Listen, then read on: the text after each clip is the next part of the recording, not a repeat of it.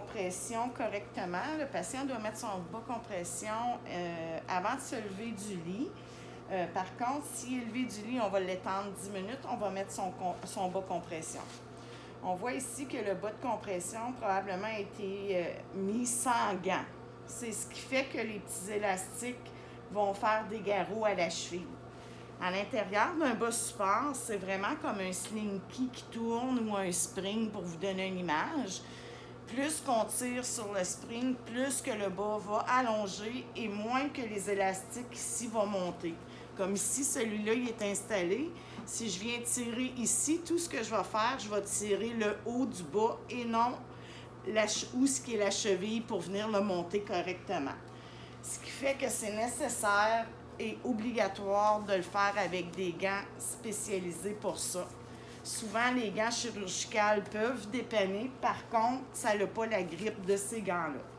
Première chose à faire, on laisse le bas sur la pleine longueur et on vient virer la bande silicone. Prendre note que le bas support va toujours serrer plus au niveau de la cheville qu'au mollet en haut. Ce qui veut dire qu'on le laisse sur la pleine longueur. Parce que si on fait comme un bas régulier comme ça, on monte tous les élastiques de mon slinky en haut, c'est très difficile à passer. Fait qu'on le laisse sur la pleine longueur. On rouvre le bout avec la bande silicone pliée. On passe le pied, on passe le talon et on tire. Quand je vois qu'il y a une résistance comme ça, puis que le bas ne rentre plus, ça ne me donne rien de tirer en haut. Je vais juste étirer le tube. Ce qui vient nécessaire, les gants, on travaille souvent avec notre paume, ce qui facilite la tâche. On pousse les élastiques du slinky, on le monte de la cheville, puis on vient passer du talon. Comme ça.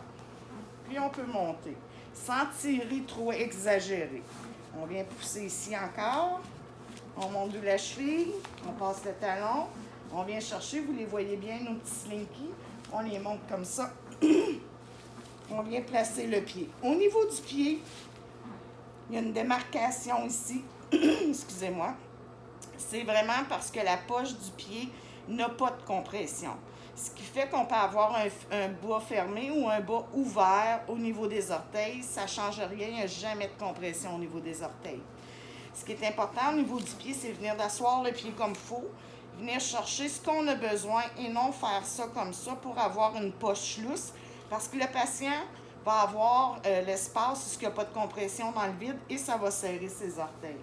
Ce qui veut dire qu'on place la poche comme il faut. On vient chercher qu'est-ce qu'on a besoin seulement. On s'assure que la couture ne blesse pas le patient.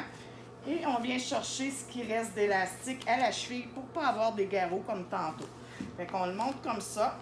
Rendu en haut, quand je vais virer ma bande silicone, je veux toujours avoir 2 doigts avant le pli du genou. C'est nécessaire pour ne pas bloquer la pompe, pour ne pas pliter.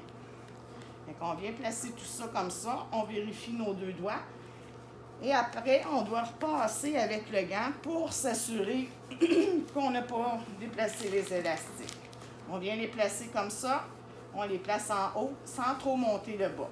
Ce qui fait que le patient n'aura pas ces élastiques-là qui vont le blesser à la cheville. Et voilà. Si on veut faire un test, quand le patient a le pied à 90 degrés en bas, il ne devrait pas avoir de pli ici. Super.